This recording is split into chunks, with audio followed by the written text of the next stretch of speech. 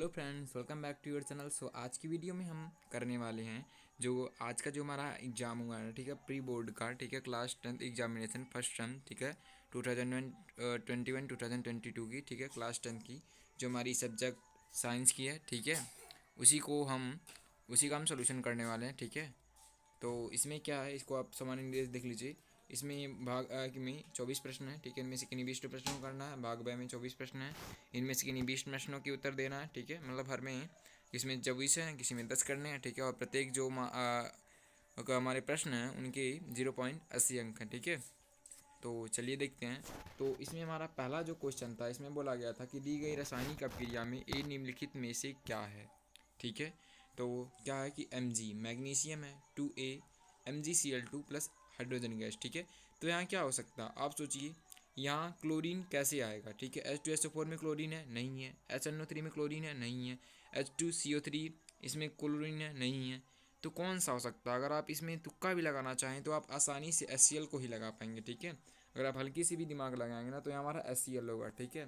जबकि Mg और HCl से, ठीक है, MgCl2, ठीक है, और हाइड्रोजन गैस हमारा रिलीज होता है, ठीक है। तो हमारा यहाँ कौन सा हो जाएगा, HCl हो जाएगा, ठीक है, इसका आंसर। उसके बाद हमारा सेकंड क्वेश्चन में बोला गया है कि दिए गए प्रयोग में यौगिक ए का नाम क्या है जो सल्फ्यूरिक अम्ल के साथ अभिक्रिया कर CO2 गैस उत्सर्जित करता है, ठीक है।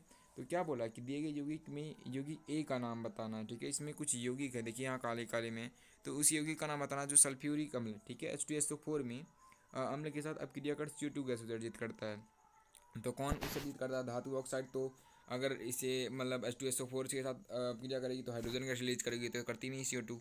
अब धातु कार्बोनेट बचा और धातु हाइड्रोजन कार्बोनेट, तो ये दोनों ठीक है, दोनों H2SO4 यानी सल्फ्यूरिक एसिड के साथ अपक्रिया कर, ठीक है, CO2 गैस रिलीज करते हैं, ठीक है, लवण CO2 गैस रिलीज करते हैं, ठीक है, और जल। तो हमारा यहाँ क्या हो जाएगा, डी ऑप्शन करेक्ट हो जाएगा, ठीक है, हमारा दूसरे का, ठीक है। उसके बाद तीसरा क्वेश्चन हम देखते हैं। तीसरे क्वेश्चन में यह दृष्टिबाधित बच्चों के लिए है, ठीक है। इसमें बोला गया है कि एक यौगिक X सल्फ्यूरिक अम्ल के साथ अपक्रिया करता है और एक लवण बनाता है और CO2 उत्सर्जित करता है, ठीक है। एक यौगिक हमें X बताना है, ठीक है, जिसका नाम X का यौगिक का नाम बताना है, वो जो सल्फ्यूरिक अम्ल के साथ अपक्रिया करता है और एक लवण बनाता है, ठीक है, और CO2 गैस उत्सर्जित करता है, ठीक है। सेम क्वेश्चन ऊपर वाले की तरह, धातु ऑक्साइड, ये तो हाइड्रोजन गैस रिलीज करेगा, धातु कार्बोनेट, धातु हाइड्रोजन कार्बोनेट। तो यहाँ कौन सा ऑप्शन सही होगा? यहाँ हमारा डी ऑप्शन करेक्ट हो जाएगा, ठीक है, सेम ऊपर वाले क्वेश्चन से रिलेटेड था, ठीक है, डी ऑप्शन हो जाएगा। उसके बाद हम देखते हैं चौथा क्वेश्चन। चौथे क्वेश्चन में बोला गया है कि हाइड्रोजन गैस उत्सर्जित नहीं होती है यदि धातु के साथ अपक्रिया कराते हैं, ठीक है। कब बोला है कि जब हाइड्रोजन गैस रिलीज नहीं होगी अगर किस अम्ल के साथ हम, ठीक है, धातु को अपक्रिया कराते हैं, ठीक है। तो किसके साथ नहीं होगी? तो पहला हमारा दिया H2SO4, ये इससे भी होती है, सल्फ्यूरिक एसिड है HCl, इससे भी होती है, HNO3, ठीक है, नाइट्रिक एसिड, और सभी ए और बी। ए बी तो हमारा हो नहीं सकता और ए और बी तो नहीं हमारा होगा। तो HNO3 यानी नाइट्रिक एसिड के साथ, ठीक है, जब किसी भी धातु की अपक्रिया कराई जाती है तो उसमें हाइड्रोजन गैस रिलीज ना होकर जल बनता है, ठीक है, वाटर उत्तर बनता है, ठीक है। तो हमारा सी ऑप्शन इसका करेक्ट हो जाएगा, ठीक है। उसके बाद हम हमारा पांचवा क्वेश्चन देखते हैं। पांचवें क्वेश्चन में बोला गया कि निम्नलिखित में से कौन सही संतुलित रासायनिक समीकरण को दर्शाता है, ठीक है। हमें बैलेंस्ड केमिकल इक्वेशन को चूज करना है, ठीक है। तो देखते हैं, कॉपर प्लस में ऑक्सीजन, कॉपर ऑक्साइड, ठीक है। तो यहाँ देख सकते हैं, यहाँ O2, पहले वाले में O2 है, ऑक्सीजन के दो परमाणु हैं, जबकि हमारा जो उत्पाद में CuO यानी इसमें दो परमाणु है ही नहीं, तो इक्वल नहीं है ना, तो ये हमारा तो गलत हो जाएगा, ठीक है। बी ऑप्शन में है 2Cu प्लस O2 Cu। अब यहाँ देखिए रिएक्टेंट में तो है, बट हमारा जो प्रोडक्ट है यानी उत्पाद है, इसमें Cu यानी कॉपर, यहाँ देखिए रिएक्टेंट में Cu दो कॉपर है, इधर Cu एक ही कॉपर है, ठीक है। तो यही हमारा नहीं होगा, दूसरा भी गलत हो जाएगा। ऐसा हमारा सी ऑप्शन देखते हैं, सी में कॉपर है, एक कॉपर और ऑक्सीजन दो है, फिर यहाँ 2Cu हो गया, यहाँ भी 2Cu होना चाहिए, ठीक है, दो कॉपर होने चाहिए, तो ये हमारा गलत हो जाएगा। अब सी में देखेंगे, कॉपर प्लस में ऑक्सीजन, कॉपर ऑक्साइड, ठीक है। यहाँ हमारा देख सकते हैं 2Cu भी है, इसमें भी 2Cu है, यहाँ O2 है, यहाँ भी O2 है, ठीक है। देन ये हमारा इसका आंसर क्या हो जाएगा? आंसर इसका हमारा आंसर हो जाएगा डी, ठीक है। उसके बाद हम देखते हैं छठा क्वेश्चन। छठे क्वेश्चन में क्या बताया गया है कि एक यौगिक ए का पीएच स्केल पर पीएच मान दर्शाया गया है, इस यौगिक के लिए कौन सा कथन सत्य नहीं है?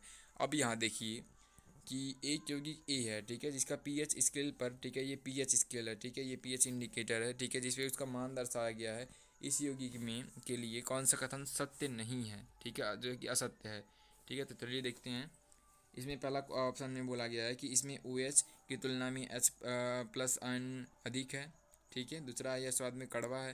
तो देखिए ए वाले में क्या बोला, दूसरे तीसरे में देख सकते हैं क्षारकीय प्रकृति का है, इसमें H की तुलना में OH अधिक है, ठीक है। तो अगर आप देखेंगे, देख सकते हैं आप, इसमें क्या है, इसमें OH की तुलना में H अधिक है ना, इसमें OH की तुलना में, ठीक है। इसमें पहला वाला में बोला गया इसमें OH की तुलना में, ठीक है, हाइड्रोक्साइड की तुलना में, और हाइड्रोजन जो है, ठीक है, इसका अधिक है, ठीक है। तो ये हमारा करेक्ट है, ठीक है, इसमें सही चुनना था। अब यहाँ अगर हम देखेंगे, ये हमारा क्वेश्चन जो ऑप्शन है ना, ये वैसे ही गलत है, फिर भी इसमें अगर हम डिफरेंस देखेंगे ना, तो आंसर हमारा पहला होगा आंसर इसका, ठीक है। इसमें नहीं तो ये सारे गलत है, क्योंकि ये स्वाद में कड़वा होता नहीं, ठीक है। इसमें कंसंट्रेशन किसका ज़्यादा है, हाइड्रोजन का है, यानी कि अम्लीय है, तो यह स्वाद में कड़वा थोड़ी होगा, ये क्षारकीय प्रकृति का यहाँ दिया है, तो ये भी गलत हो जाएगा। इसलिए ऑप्शन हमारा इसका ए हमारा करेक्ट होगा, ठीक है। देन उसके बाद हम देखते हैं, हमें सातवां क्वेश्चन बोला गया है, ठीक है। सातवें क्वेश्चन में हमें कहा गया है कि एक यौगिक ए जिसका पीएच 10 है के बारे में कौन सा कथन असत्य है, ठीक है, असत्य बताना है, ठीक है। तो इसमें असत्य बताना, तो 10 है पीएच जिसका 10 है, तो 10 किसका पीएच होता है, 7 से आगे है ना, तो क्षारकीय प्रवृत्ति का होगा, ठीक है, क्षार होगा, बेसिक इन नेचर होगा। तो इसमें OH क्या बोला, इसमें पहला ऑप्शन है कि इसमें OH की तुलना में H अधिक होगा, ठीक है। तो ये हमारा तो पक्का सत्य है, ठीक है, क्योंकि उसमें OH अधिक होना चाहिए, H नहीं क्षार में, ठीक है। अब ये भी बोला है कि सामने खट्टा होता है, ये भी हमारा करेक्ट, मतलब ये भी हमारा गलत होगा, ठीक है, असत्य होगा। ये क्षारीय प्रकृति का है, ठीक है, जिसका 10 है, तो ये भी हमारा, ठीक है, ये क्षारीय प्रकृति का, ये तो हमारा सही है ना, ये क्षारीय प्रकृति का 10 है, पीएच तो 10 का पीएच मतलब क्षारीय प्रकृति का, इसमें H की तुलना में OH अधिक है, तो ये भी हमारा सही है, ठीक है। इसमें एक असत्य पूछा है, तो ए और बी हमारा दोनों असत्य होगा। अगर आप दोनों में से किसी को एक लगा के आएंगे, तो आपका जो एग्जामिनर होगा वो सही कर देगा, ठीक है। ए और बी इसमें दोनों असत्य हैं, ठीक है। आप ए और बी में से दोनों में से कोई भी एक लगा सकते हैं, ठीक है। उसके बाद 8वां क्वेश्चन, जब 1 ग्राम कॉपर चूड़ को चाइना डिश में गर्म किया जाता है, तो यह काली कॉपर ऑक्साइड की परत में ढक जाती है, क्योंकि, ठीक है। देखिए ये कॉपर चूड़, ठीक है, कॉपर चूड़ होता है, ठीक है, कॉपर चूड़ है, उसको चाइना डिश में गर्म किया जाता है, तो यह क्या होता है, काली कलर की इसमें परत चढ़ जाती है ना। तो कैसे क्यों होता है, तो कॉपर में हाइड्रोजन जुड़ता है, गलत, ये तो हाइड्रोजन जुड़ नहीं सकता।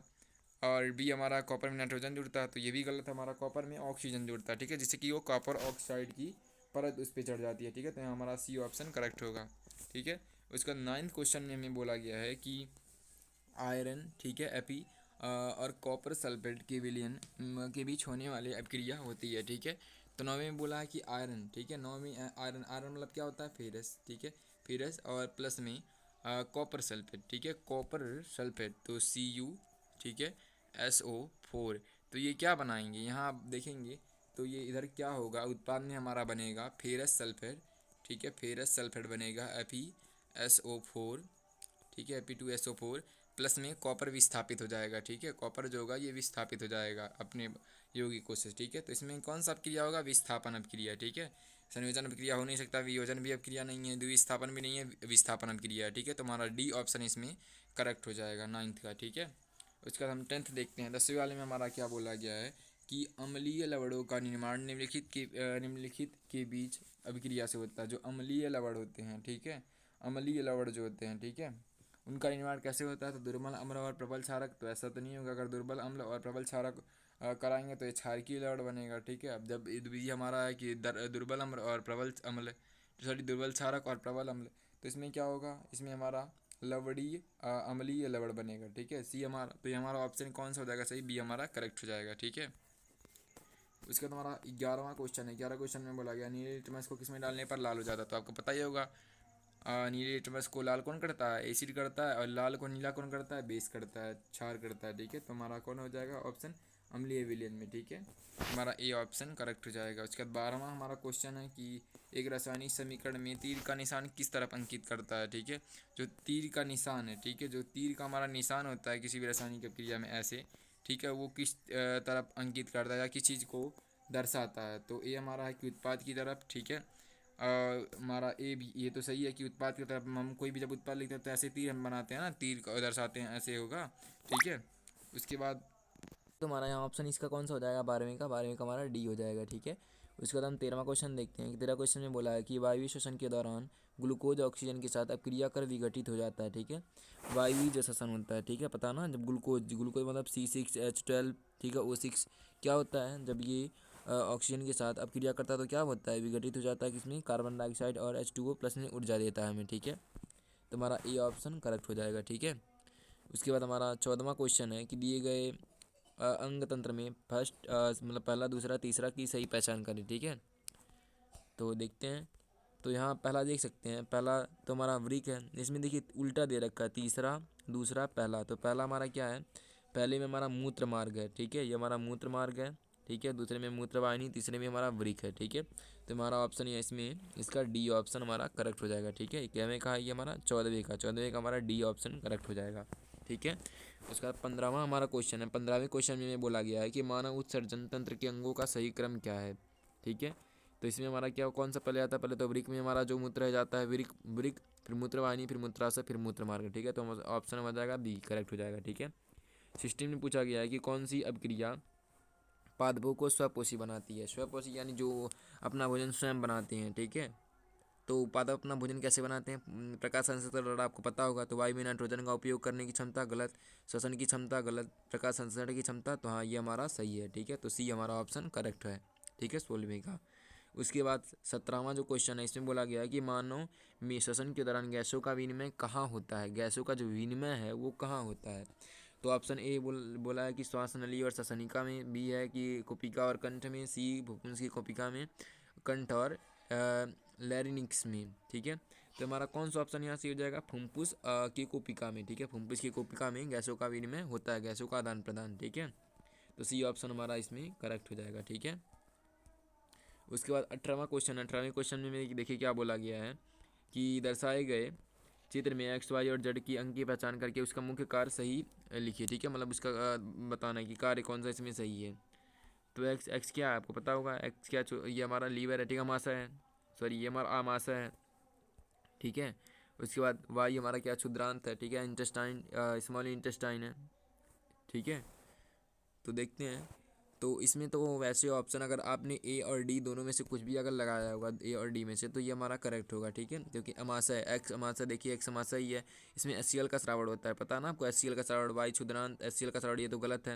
यकृत पित्त रस का संग्रहण, ये भी गलत है। मगर डी अग्नाशय अग्निश रस का श्रावण, ठीक है, ये भी हमारा करेक्ट है, ठीक है। तो हमारा इसमें ए और डी दोनों करेक्ट है। आप अगर आपने ए पे फिल किया होगा, ए पे गोले ऐसे लगा के आए होंगे, तो ये भी हमारा करेक्ट है, ठीक है। उसके बाद हम देखते हैं कि 19वां क्वेश्चन क्या है। 19वें क्वेश्चन में बोला गया है कि दिए गए अंग और उसके कार्यों का कौन सा युग्म सही नहीं है। अब देखिए इसमें बोला है कि सही नहीं है, ठीक है। इसमें बोला गया कि समय सही नहीं है। तो अमाशय HCl का उत्पादन करता है, तो सही है। क्षुद्रांत क्या होता है, पचे हुए भोजन को अवशोषित करता है, ये भी सही है। पित्ताशय पित्त को संचित करता है, ठीक है, ये भी सही है। तो हमारा डी इसमें असत्य है, क्योंकि अग्नाशय जो है, अग्नाशय हमारा जो है ये लार एमाइलेज स्रावित नहीं करता है। लार एमाइलेज कहाँ बनता है, लार ग्रंथि में, ठीक है, मुख में, ठीक है। तो हमारा डी असत्य हो जाएगा, ठीक है। 19वां क्वेश्चन ये काफ़ी इंपॉर्टेंट है, आप इसे याद रखिएगा, ठीक है। अग्नाशय में लार एमाइलेज स्रावित नहीं होता है, ठीक है। उसके बाद हमारा 20वां क्वेश्चन है। 20वें क्वेश्चन में कार्बोहाइड्रेट का पाचन कहाँ से शुरू होता है, ठीक है। कार्बोहाइड्रेट का पाचन कहाँ से शुरू होता है, हमारा मुख से शुरू होता है, ठीक है। जो ये मुख से मतलब उसमें क्या होता है, लार एमाइलेज उसको तोड़कर, ठीक है, शर्करा में बदल देता है, ठीक है। तो हमारा मुख ए हो जाएगा, ठीक है। उसके बाद 21वां क्वेश्चन है। 21वें क्वेश्चन में बोला गया है कि सुरक्षित ड्राइविंग की सुविधा के लिए निम्नलिखित में से किस दर्पण का उपयोग किया जाता है, ठीक है। तो किस दर्पण का उपयोग किया जाता है, उत्तल दर्पण का, ठीक है। इसमें उत्तल दर्पण का उपयोग होता है, ठीक है। क्योंकि उत्तल दर्पण द्वारा सदैव जो प्रतिबिंब बनता है, ठीक है, छोटा बनता है, आभासी बनता है, ठीक है, और सीधा बनता है, ठीक है। तो हमारा बी ऑप्शन करेक्ट हो जाएगा, ठीक है, बी ऑप्शन करेक्ट, ठीक है। उसके बाद हमारा 22वां क्वेश्चन देखते हैं कि कौन सा उत्तल दर्पण द्वारा बने प्रतिबिंब का अभिलक्षण नहीं है। तो सीधा, ठीक है, ये भी हमारा है, सीधा बनता है, छोटा आकार होता है, आभासी, ये भी हमारा है। तो वस्तु के समान आकार, ये हमारा गलत है, ठीक है। तो हमारा बी ऑप्शन जो है इसमें करेक्ट हो जाएगा, ठीक है, ऑप्शन बी 22वें का। उसके बाद हमारा 23वां देखते हैं। 23वां क्वेश्चन में बोला गया है कि दिए गए चित्र में एक्स और वाई लेंस की सही पहचान करें, ठीक है। तो एक्स हमारा कौन सा है, जो कि पतले होते हैं, ठीक है, मतलब बीच से पतले होते हैं पूरे, और ये हमारा मोटा होता है वाई वाला, ठीक है। कौन सा लेंस है आपको पता ही होगा, मोटा वाला होता है किस चीज़ का, उत्तल लेंस होता है, और एक्स वाला जो है ये हमारा अवतल लेंस है, ठीक है। तो इसका ऑप्शन ए हमारा करेक्ट है, ठीक है, ए ऑप्शन बाबू, ठीक है, करेक्ट है। उसका तो हम आगे देखते हैं। 20वां क्वेश्चन, इसमें हमें बोला गया है कि कौन सा कथन सही है, ठीक है। तो अतल लेंस की प्रवृत्ति, ठीक है, किरणों को अपसारी करती है, ठीक है, नहीं। तो उत्तल लेंस की प्रवृत्ति किरणों को अभिसारित करती है, नहीं। अवतल लेंस प्रकाश की अपवर्तित किरणों को अभिसारित करता है, तो ये भी हमारा इनकरेक्ट है, ठीक है। जबकि हमारा डी है कि उत्तल लेंस प्रकाश की अपवर्तित किरणों को अभिसारित करता है, ठीक है, तो ये तो करता है, ठीक है। तो ये हमारा ऑप्शन डी हो जाएगा, ठीक है, करेक्ट, ठीक है। उसके बाद हम देखते हैं 25वां क्वेश्चन। 25वें क्वेश्चन में बोला गया है कि एक अवतल दर्पण की फोकस दूरी 15 सेंटीमीटर, इसकी वक्रता त्रिज्या क्या होगी। तो आपको पता होगा कि क्या होती है, ठीक है। एफ बराबर क्या होता है, एफ बराबर होता है, ठीक है, एफ बराबर होता है सॉरी आर बराबर होता है 2F, ठीक है। आर बराबर आपको एक सूत्र पता होगा कि फोकस दूरी का क्या होता है, बराबर होता है 2F, ठीक है। इसमें में क्या दिया गया, फोकस दूरी दे रखी है, ठीक है, हमें फोकस दूरी यहाँ दे रखी है, तो हमें आर निकालना है, तो 2 इंटू फोकस दूरी रख दीजिए। 15 दे रखी है, तो 15 दूना 30, तो हमारा आर क्या हो जाएगा, हमारा आर हो जाएगा 30, ठीक है।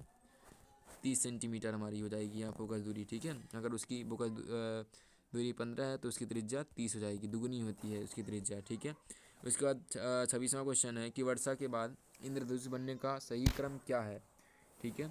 तो वर्षा जब होती है तो आपको पता ही होगा कि इंद्रधनुष बनता है, इसी का स्पेक्ट्रम, ठीक है, इंद्रधनुष बनता है। तो क्या होता है कि अपवर्तन पहले होता है, फिर विक्षेपण होता है, फिर आंतरिक परिवर्तन होता है, ठीक है। अपवर्तन होगा, ठीक है, उसके जो हमारे वातावरण में छोटे छोटे पानी के कण रहते हैं, उससे अपवर्तन होता है प्रकाश का, फिर विक्षेपण होगा, ठीक है, फिर आंतरिक परिवर्तन होगा, ठीक है। तो हमारा ए ऑप्शन करेक्ट हो जाएगा इसका, ठीक है। उसके बाद हम देखते हैं अपना 27वां क्वेश्चन। 27वें क्वेश्चन में बोला गया है कि कौन सा ग्राफ एक लेंस की क्षमता पी और फोकस दूरी एफ के बीच संबंध सही ढंग से दर्शाता है, ठीक है। तो यहाँ ए तो हमारा नहीं दर्शा रहा है, बी हमारा दूसरा जो है, इसमें हमारा दूसरा देखिए, आप देख सकते हैं, ये हमारा सही पी और फोकस दूरी एफ की सही व्याख्या करता है, ठीक है। तो हमारा बी ऑप्शन यहाँ मैंने दूसरा ए ऑप्शन हमारा करेक्ट हो जाएगा, ठीक है। उसके बाद हम 28वां देखते हैं। 28वें क्वेश्चन में बोला गया है कि कौन सा कथन एक लेंस क्षमता पी और फोकल लंबाई एफ द्वारा एफ फोकस दूरी के बीच का संबंध को दर्शाता है। तो जब क्षमता बढ़ती है तो फोकस दूरी कम होती है, ठीक है। क्षमता बढ़ेगी तो फोकस दूरी कम होगी, तो ये ऑप्शन हमारा इसमें करेक्ट हो जाएगा। उसके बाद 29वें क्वेश्चन में बोला गया है कि वाहनों में लगे पृष्ठ दृश्य का वर्धन होगा, ठीक है। तो इसमें ए हमारा एक से कम, बी हमारा एक से अधिक, सदैव एक, तो एक से कम या अधिक हो सकता है, ठीक है। तो हमेशा देखिए जो वाहनों में पृष्ठ दृश्य लगे होते हैं, कौन सा दर्पण होता है आपको पता ही होगा, उत्तल दर्पण होता है, ठीक है। तो इसमें पूछा है कि दृश्य का आवर्धन, ठीक है, दृश्य का आवर्धन बोला, ठीक है, इसका तो आभासी होता है, तो इसमें एक से कम इमेज जो होते हैं उसका आवर्धन होता है, एक से कम होता है, ठीक है। तो ए ऑप्शन हमारा करेक्ट हो जाएगा 29वें का।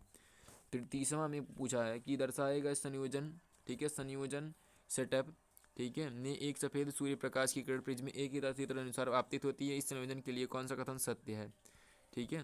तो देखते हैं, एक हमारा प्रिज्म है, ठीक है, इसमें वाइट रे यहाँ से जाती है, ठीक है, फिर यहाँ से अपसरित होकर फिर दूसरे में जाएगी। पहले तो देखिए क्या होगा, जब पहले से जाएगी तो स्पेक्ट्रम बनाएगी, ठीक है, को पता होगा स्पेक्ट्रम बनाएगी, सफ़ेद किरण 7 रंगों से बनी होती है ना, तो इंद्रधनुष मतलब ये 7 रंग बनाएगी। फिर अगर दूसरे पे फिर वैसे उसी नदी में जाएगी तो दूसरे से टकरा कर मतलब जाकर वो फिर वह उसी अवस्था में श्वेत रंग बना लेगी, ठीक है।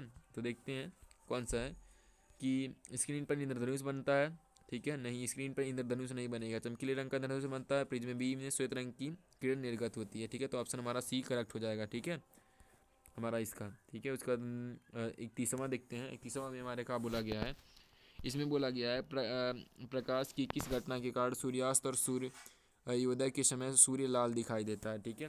तो प्रकाश की किस घटना के कारण, ठीक है, सूर्यास्त और सूर्योदय के समय सूर्य लाल दिखाई देता है, ठीक है।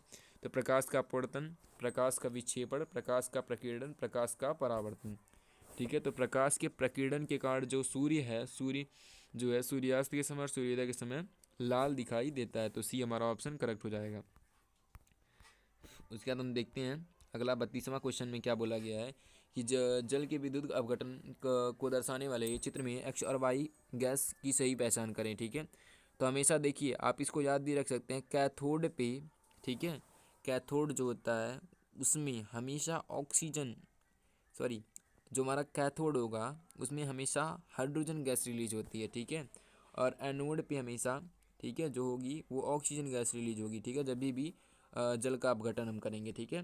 तो हमारा ऑप्शन यहाँ ए करेक्ट हो जाएगा, ठीक है। एक्स पे ऑक्सीजन और वाई पे हाइड्रोजन गैस रिलीज होगी, ठीक है, यानी एनोड पे हमारा एनोड पे ऑक्सीजन और कैथोड पे हाइड्रोजन गैस, ठीक है। उसके बाद 33वां क्वेश्चन देखते हैं। 33वें क्वेश्चन में बोला गया है पानी के विद्युत अपघटन के बारे में कौन सा कथन सही है। ठीक है, तो क्या बोला गया कि एनोड पर ऑक्सीजन गैस एकत्रित होती है, ये तो करेक्ट है। कैथोड पर हाइड्रोजन गैस एकत्रित होती है, भी करेक्ट है। ठीक है, इसके कैथोड पर ऑक्सीजन गैस एकत्रित होती है, गलत है। एनोड पर ऑक्सीजन गैस एकत्रित होती है, ये भी गलत है। तो एकत्रित हाइड्रोजन गैस की मात्रा ऑक्सीजन से अधिक है, हाइड्रोजन गैस की मात्रा ऑक्सीजन से अधिक होती है। हाँ, तो ये हमारा यहाँ पहला, दूसरा और वी। ठीक है, ये ऑप्शन हमारा करेक्ट हो जाएगा। ठीक है, उसके बाद हमारा 34वां क्वेश्चन है। 34वें क्वेश्चन में बोला गया है कि MgO मैग्नीशियम ऑक्साइड के विलयन की कुछ बूंदें HCl की में मिलाई गई हैं और प्राप्त आंकड़ों के आधार पर एक ग्राफ खींचा गया है। उसके अनुसार विलयन में सबसे अधिक अम्लीय कब ये हो जाएगा विलयन। ठीक है, तो यहाँ देखिए, यहाँ ये pH ऑफ सोल्यूशन है। ठीक है, इसे सोल्यूशन का pH बता रहा है, हाइड्रोजन आयन की सांद्रता। ठीक है, और ये हमारा है ड्रॉप, जितनी ड्रॉप उसमें एसिड मिलाए गए हैं HCl। ठीक है, तब तो पहले में मिलाया गया है। ठीक है, उसका pH 10 है, दूसरे में मिलाया गया है तो उसका pH देखिए 9 आ गया है। फिर तीसरा जब मिलाया गया है तो देखिए यहाँ कितना आ गया है, तभी भी शायद 9 है, सीधा 8.5 है।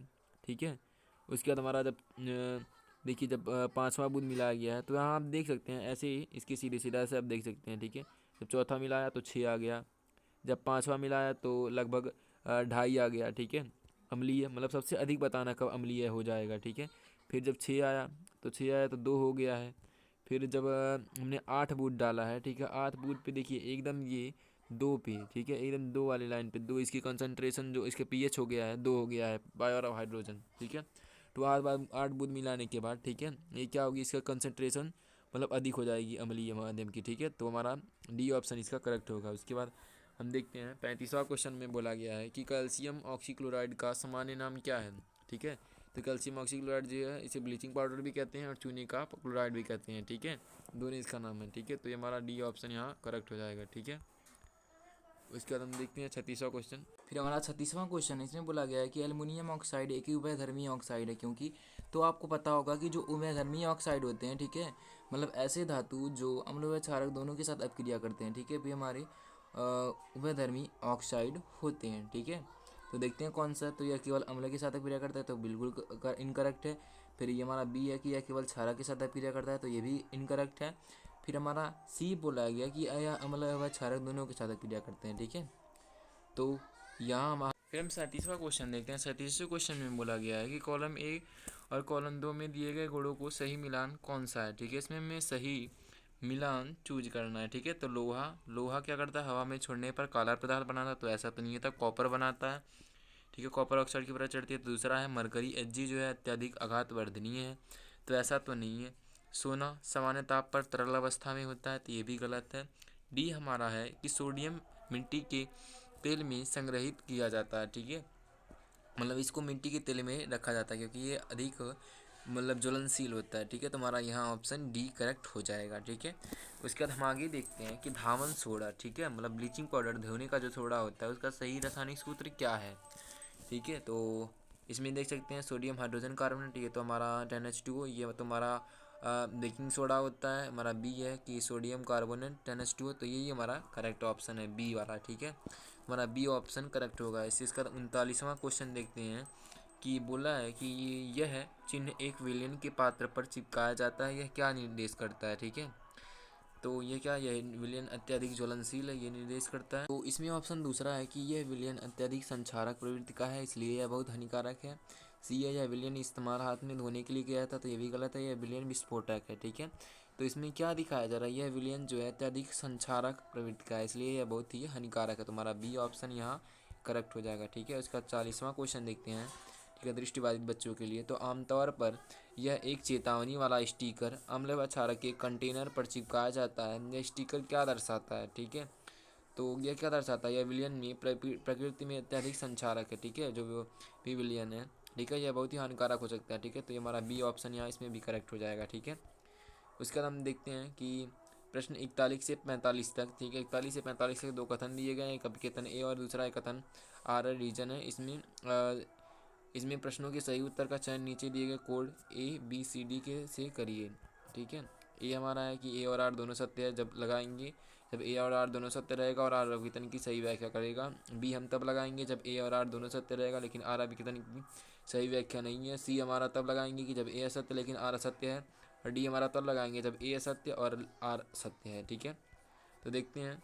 तो 41वां क्वेश्चन है। इसमें 41वें क्वेश्चन में बोला गया है कि कॉपर सल्फेट को गर्म करने पर यह नीले वह नीले नीले से सफ़ेद रंग में बदल जाता है। ठीक है, तो ऐसा होता है। ठीक है, क्योंकि उसमें क्रिस्टलीकरण हो जाता है ना, मतलब उसमें पानी जो होता है वो वाष्पीकृत हो जाता है। ठीक है, कारण है इसका कि कॉपर सल्फेट को गर्म करने पर क्रिस्टलन जल हट जाता है। ठीक है, तो ये हमारा ये हमारा अभिकथन भी है, सही भी है, और कारण भी इसका सत्य है, और कारण अभिकथन की सही व्याख्या करता है। ठीक है, तो हमारा ऑप्शन इसका ए होगा। यहाँ आप ए लिखेंगे। ठीक है, इसमें ए वाले पे गोल लगाएंगे 41वें का।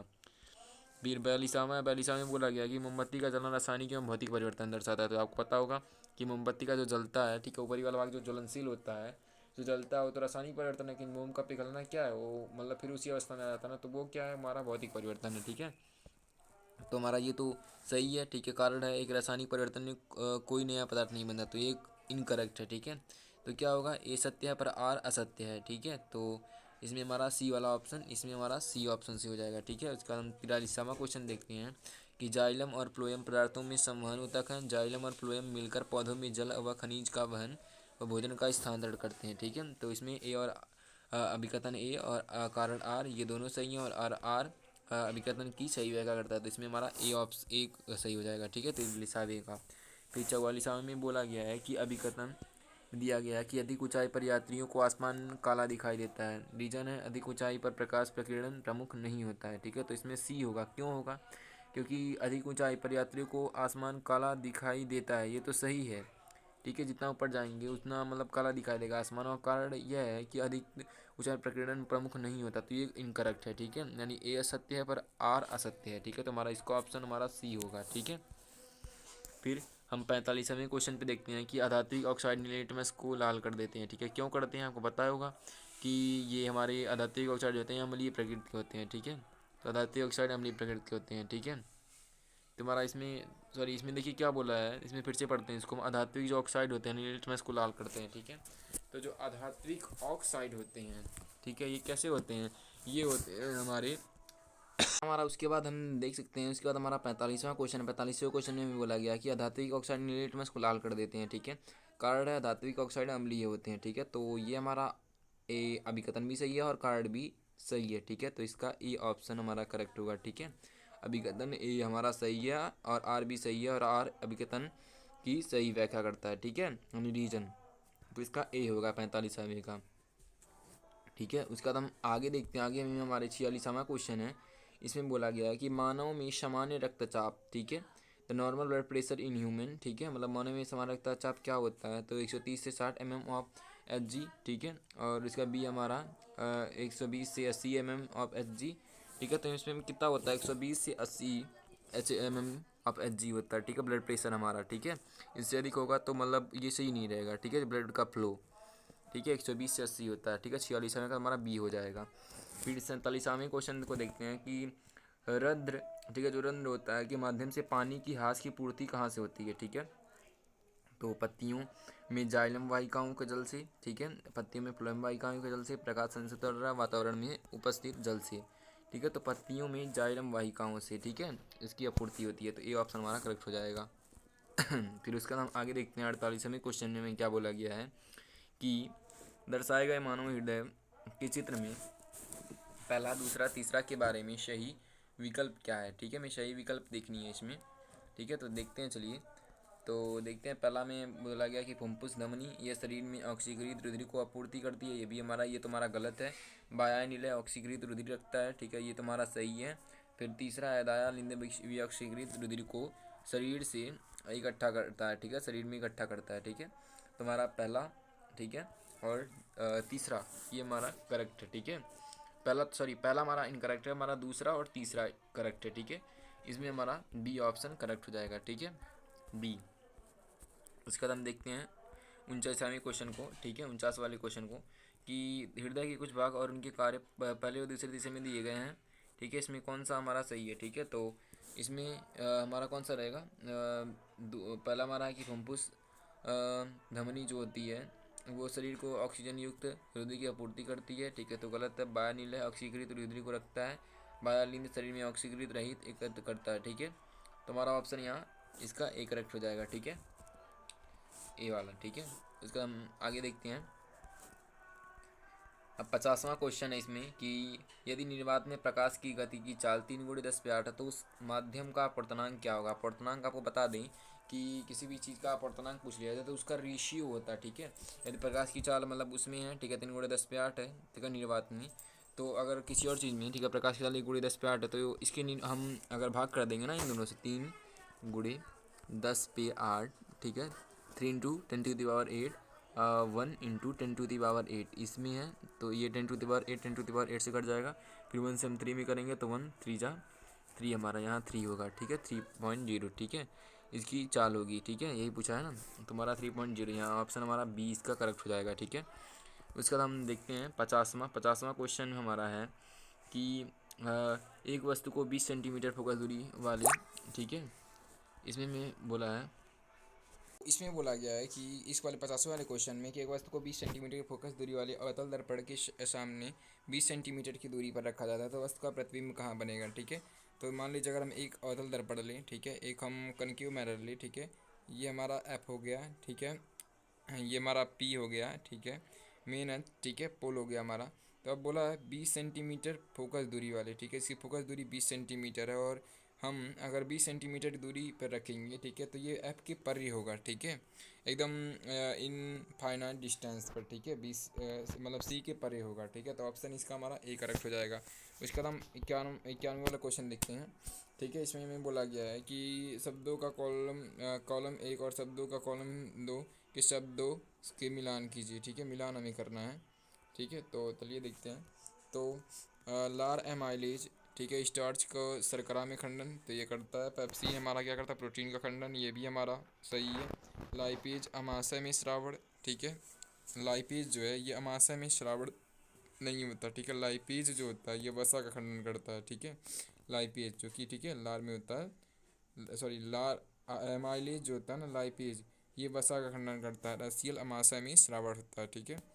तो इसका हमारा देखते हैं ऑप्शन कौन सा होगा, ये हमारा इसका ऑप्शन करेक्ट हो जाएगा, ठीक है।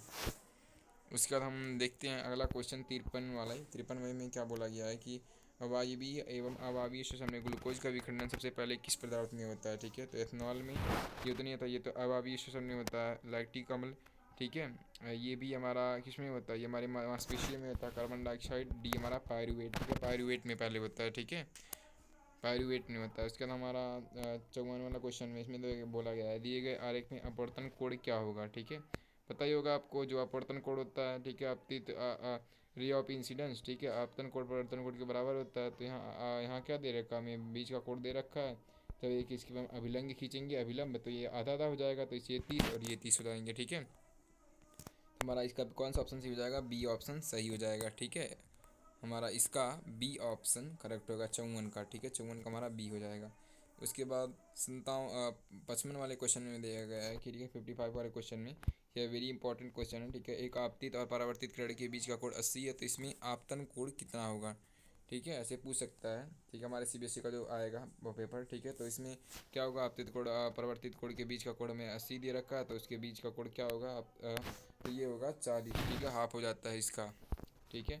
इसका 56 हमारा क्वेश्चन में बोला गया कि प्रकाश की एक किरण चित्र अनुसार अपवर्तित होती है, किस माध्यम में प्रकाश की चाल अधिक होगी, ठीक है। तो अगर आप यहाँ देखेंगे, ठीक है, तो ए में हमारा बोला है किस माध्यम में प्रकाश की चाल अधिक होगी, ठीक है। ए में तो हमारी ऐसे जाएगी, ठीक है, बी में ये अधिक हो गई, ठीक है, तो बी में अधिक होगी, ठीक है, तो बी हमारा करेक्ट ऑप्शन होगा, ठीक है। उसका 57 वाला हमारा क्वेश्चन है, ठीक है, दृष्टिबाधित बच्चों के लिए, ठीक है। जब प्रकाश की किरण माध्यम एक्स और वाई से अपवर्तित होती है तो वह अपनी अभिलंब की तरफ मुड़ जाती है, निम्नलिखित में से कौन सा माध्यम सघन है, ठीक है। तो एक्स, ठीक है, सघन है, वाई हमारा वाई, तो ये हमारा वाई बी हमारा ऑप्शन करेक्ट हो जाएगा, ठीक है। उसका हमारा 98वां क्वेश्चन है, ठीक है, 58 वाला क्वेश्चन है कि प्रकाश की किरण विरल माध्यम से सघन माध्यम की सतह पर अभिलंब की समांतर आपतित होती है तो प्रकाश की किरण, ठीक है, तो क्या होगी, विरल से जब सघन में जाएगी, ठीक है, तो आने पर पथ विचलित नहीं होती है, ठीक है, ये हमारा ऑप्शन सी हो जाएगा, ठीक है। उसके बाद हमारा 59 क्वेश्चन है। 59 क्वेश्चन में बोला गया है दिए गए आरेख का अध्ययन कीजिए, इसमें प्रकाश की किरण विभिन्न माध्यमों में गमन कर रही है, ठीक है।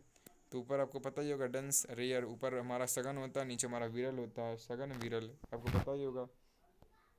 तो क्या बोला है कब सबसे अधिक होगी, तो माध्यम एक्स में हमारा सघन होगा, इसमें हमारा विरल होगा, ठीक है। वाई में फिर हमारा इधर क्या होगा, इधर हमारा क्या होगा, सघन होगा फिर विरल होगा, ठीक है। तो यहाँ हमारा ऑप्शन कौन सा होगा, तो देखते हैं क्या बोला है कि दिए गए आरेख का अध्ययन कीजिए इसमें प्रकाश की किरण माध्यमों से गमन कर रही है, ठीक है।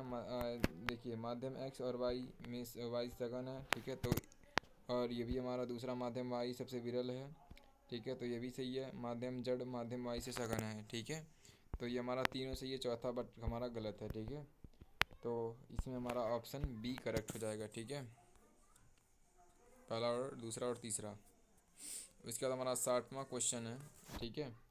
60वें क्वेश्चन में प्रकाश की किरण तीनों माध्यम एक्स और वाई जेड से परिवर्तित होती है। जब वह एक्स माध्यम से वाई में प्रवेश करती है तो अपने अभिलंब तरफ मुड़ जाती है। जब वह वाई तब वह मध्यम जड़ से गुजरती है तो वह अपने अभिलंब की ओर मुड़ जाती है, ठीक है। तो इसमें कौन सा हमारा ऑप्शन सही होगा देखते हैं, ठीक है।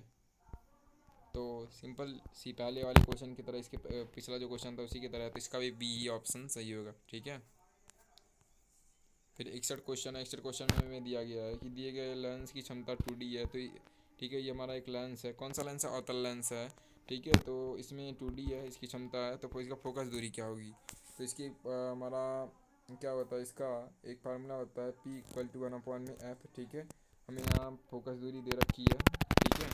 वह इक्वल टू हमारे एफ निकालना, सॉरी इसकी फोकस दूरी निकालनी है, हमारी पी दे रखी है, पी हमारा क्या है, ठीक है। अगर पी हमारा क्या है, अगर हम इसको एफ निकालना चाहते तो क्या होगा, एफ बराबर हो जाएगा 1/p, ठीक है। तो 1/2 हम यहाँ आप देख लीजिए, यहाँ हमने सोल्यूशन इसका कर रखा है, ठीक है। तो इसका 50 सेंटीमीटर आएगा, इसको जब 2 से 1 में करेंगे तो 0.5 आएगा, जिसको ये मीटर में आएगा, इसको जब सेंटीमीटर में बदलेंगे तो 50 सेंटीमीटर हो जाएगा, ठीक है। तो इसका ऑप्शन हमारा डी करेक्ट होगा, ठीक है। इसके बाद हमारा 62वां क्वेश्चन है, 62वें क्वेश्चन में बोला गया है कि अपसारी लेंस की क्षमता 2D है तो इसकी फोकस दूरी क्या होगी, तो इसका भी वही होगी डी ऑप्शन, ठीक है। उसके बाद हमारा 63 वाला क्वेश्चन है कि निम्नलिखित में से कौन सा आयनिक यौगिक का गुण नहीं है, ठीक है, नहीं है इसमें बोला है। तो यह ठोस होता है, ये तो है, यह पानी में घुलनशील होता है, ये भी हमारा है, ये विद्युत के सुचालक होता है, ये भी हमारा है, ठीक है। तो इनके गलनांक व कथनांक निम्न होते हैं, तो ये हमारा इनकरेक्ट है, ठीक है। तो हमारा दूसरा जो है ये करेक्ट हो जाएगा, यानी ये हमारा इसका ऑप्शन सही होगा, ठीक है। उसके बाद हमारा देखते हैं अब हम भाग से, ठीक है, सेक्शन भी, इसमें केस स्टडी बेस्ड क्वेश्चन है, ठीक है। तो चलिए पढ़ते हैं केस स्टडी को। तो एक छात्र ने यह जानने के लिए लवड़ों के क्रिस्टल शुष्क होते हैं, ठीक है, मतलब एक छात्र है, स्टूडेंट है, उसने यह जानने के लिए कि जो लवड़ जो होते हैं उसके क्रिस्टल शुष्क होते हैं। इस प्रयोग की दौरान उसने कॉपर सल्फेट के क्रिस्टल को परख नली में लेकर गर्म किया और सफ़ेद मतलब कॉपर सल्फेट का रंग नीले से सफ़ेद हो गया। ऐसा क्रिस्टल जल के हार्स के कारण हुआ, ठीक है। पहला स्टडी बेस तो ये हो गया। दूसरा हमारा है कि एक छात्र के ने क्वथनक नली में कॉपर सल्फेट के कुछ क्रिस्टल गर्म किए, क्रिस्टलीकरण के पानी की हार्श के कारण कॉपर सल्फेट का रंग नीले से सफ़ेद में बदल दिया जाता है। उसने सफ़ेद पाउडर में 2 बूंद मिलाए जिससे पाउडर का रंग पुनः पहले जैसे हो गया, ठीक है। तो देखते हैं कि क्या बोला गया है। 64वें क्वेश्चन में बोला गया कि कॉपर सल्फेट के क्रिस्टल का सही रंग सूत्र क्रमशः क्या है, तो क्या है, नीला है ना, तो नीले में उसमें बताया भी क्या, नीला कॉपर सल्फेट 5H2 होता है, ठीक है। तो हमारा सी ऑप्शन इसका करेक्ट होगा। फिर 65वें क्वेश्चन में बोला गया है कि कॉपर सल्फेट क्रिस्टल के गर्म करने पर क्रिस्टल का रंग कैसा हो जाता है, सफ़ेद हो जाता है, तो हमारा डी ऑप्शन इसमें करेक्ट होगा। फिर 66वां क्वेश्चन में इसमें बोला गया कुछ लवड़ों के क्रिस्टल रंगीन होते हैं, ऐसा इसलिए होता है, तो क्यों होता है ऐसा, इसलिए तो ऐसा इसलिए होता है रंगीन होते हैं तो क्योंकि क्रिस्टल जल की उपस्थिति से कारण, ठीक है। ये हमारा ऑप्शन इसका करेक्ट हो जाएगा, ठीक है। फिर 67वें क्वेश्चन में बोला गया है कि उपरोक्त प्रयोग में विद्यार्थी की परख नली को गर्म करने पर सफ़ेद पदार्थ प्राप्त हुआ, ठीक है। इस पदार्थ में 2 बूंद डालने पर, ठीक है, पानी, फिर पदार्थ किस रंग में परिवर्तित हो जाएगा, पुनः वह उसी अवस्था में आ जाएगा, ठीक है, क्रिस्टलन में, ठीक है। तो नीले रंग का हो जाएगा, ठीक है। फिर हमें एक केस स्टडी बेस्ड दिया गया है, फिर केस को रीड करते हैं। तो पादप के वायु विभागों द्वारा वाष्प के रूप में जल की हानि वाष्पोत्सर्जन कहलाती है। वाष्पोत्सर्जन जल के अवशोषण एवं जड़ से पत्तियों तक तथा उसमें विलय खनिज लवणों के ऊपरमुखी में सहायक है। यह ताप के नियमन में भी सहायक है, ठीक है। तो पहला हमारा क्वेश्चन है कि पादप में वायु विभागों द्वारा वाष्प के रूप में जल का हार्स कहलाता है, वाष्पोत्सर्जन कहलाता है, ठीक है। इसमें बताया गया है कि निम्नलिखित में से कौन सा वाष्पोत्सर्जन का कार्य नहीं है, ठीक है। तापमान का नियमन जल की ऊपरमुखी गति में सहायक, खनिज लवणों की ऊपरमुखी में गति सहायक, जल को नीचे तरफ गति में सहायक। ठीक है, तो डी हमारा ऑप्शन करेक्ट हो जाएगा। ठीक है, तो इसके बाद हम देखते हैं 17 वाला क्वेश्चन। 17 में क्वेश्चन में बोला गया है कि पादप में जल का संवहन कौन सा ऊतक करता है, तो जाइलम पादप में जल का संवहन करता है। ठीक है, 71वां क्वेश्चन है कि पादप में सामान्यतः वाष्पोत्सर्जन किसके द्वारा होता है, तो स्टेमेटा रंध्र द्वारा। ठीक है, उसके बाद हमें इसमें फिर एक केस स्टडी दिया गया है कि जब प्रकाश एक माध्यम से दूसरे पारदर्शी माध्यम में तिरछा गमन करता है, दूसरे माध्यम में प्रकाश के परासार की दिशा बदल जाती है, इस परिघटना को प्रकाश का अपवर्तन कहते हैं। क्या होता है प्रकाश का अपवर्तन, जब प्रकाश एक माध्यम से दूसरे पारदर्शी माध्यम में तिरछा गमन करता है। ठीक है, तो इस माध्यम में प्रकाश के प्रसार की गति जो है इसकी दिशा बदल जाती है, इस परिघटना को प्रकाश का अपवर्तन कहते हैं। जब प्रकाश की किरण हवा से पानी में गमन करती है तो यह किस तरफ मुड़ जाती है, ठीक है, अभिलंब की तरफ। ठीक है, इसके बाद हम देखते हैं 73वां क्वेश्चन कि प्रकाश अपवर्तन के नियम के अनुसार आपतन कोण ज्या तथा अपवर्तन कोण ज्या का अनुपात कैसा होता है, कांस्टेंट होता है, स्थिर होता है। ठीक है, उसके बाद हमारा 74वां क्वेश्चन, निर्वात में प्रकाश की चाल क्या होती है, तो आपको आपने पढ़ा भी होगा, याद भी किया होगा, 3 × 10⁸। ठीक है, 3 × 10⁸ मीटर पर सेकंड होती है प्रकाश की चाल सबसे अधिक। ठीक है, निर्वात में, वैक्यूम में, जहाँ हवा नहीं होता। ठीक है, उसके बाद 75वां क्वेश्चन है कि बेंजीन और जल का निरपेक्ष अपवर्तनांक 1.5 1.33 है, तो किस माध्यम में प्रकाश की चाल अधिक होगी। ठीक है, अपवर्तनांक इनका इतना है। ठीक है, तो जल में सबसे अधिक होगी। ठीक है, इसका ये हमारा जो प्री बोर्ड का है। ठीक है, ये सेशन हमारा हमने पूरे सॉल्यूशन के साथ इसको किया। सो आई होप आपको यह वीडियो अच्छी लगी होगी। So thank you watching this video, have a nice day.